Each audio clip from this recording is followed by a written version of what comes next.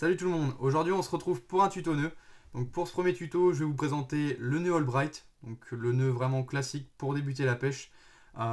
Pourquoi l'utiliser? Donc ses avantages, ses inconvénients. On se retrouve pour la réalisation de ce nœud. Je prends mon fluorocarbone, je forme une boucle, comme ceci. Je laisse bien d'excédent, hein. C'est toujours plus facile pour faire le nœud. Avec la tresse, je la passe dans la boucle.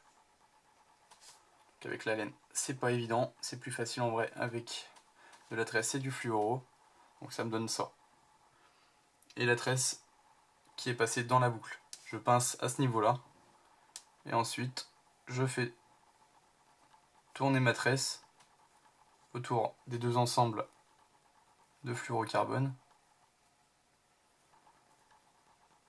Alors avec du fluorocarbone et de la tresse, n'hésitez pas à faire 5-6 tours. Là avec la tresse justement je vais en faire beaucoup moins parce que avec la laine je vais en faire beaucoup moins. Ça va pas être évident justement à resserrer.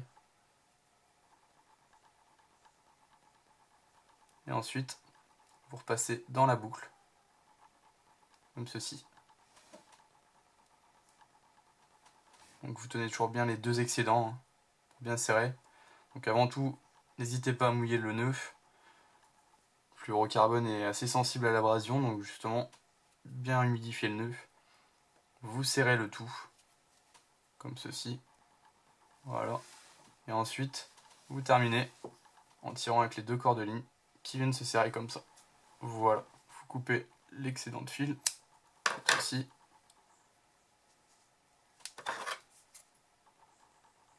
Voilà. Voilà, votre nœud est prêt. Alors les avantages, c'est qu'il est très facile à réaliser, très facile à mémoriser. Quand il y a du vent, quand la météo est pas bonne, c'est très facile de réaliser son nœud. Justement, on n'est pas embêté, c'est pas comme si on faisait un FG.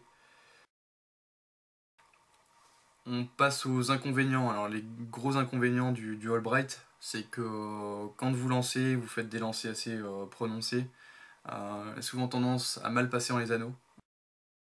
Deuxième point négatif de ce nœud, quand vous êtes accroché dans le fond, quand vous pêchez, vous grattez, souvent ça casse au nœud de raccord.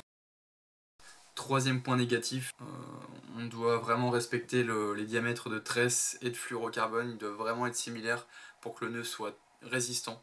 C'est très important, vous ne pouvez pas mettre de 40 centièmes ou de 50 centièmes et essayer de faire un Albright, ça ne tiendra jamais, ou bien si ça tient, vous allez avoir de mauvaises surprises sur les lancers, bien souvent ça casse et on dit au revoir au leurre. Voilà.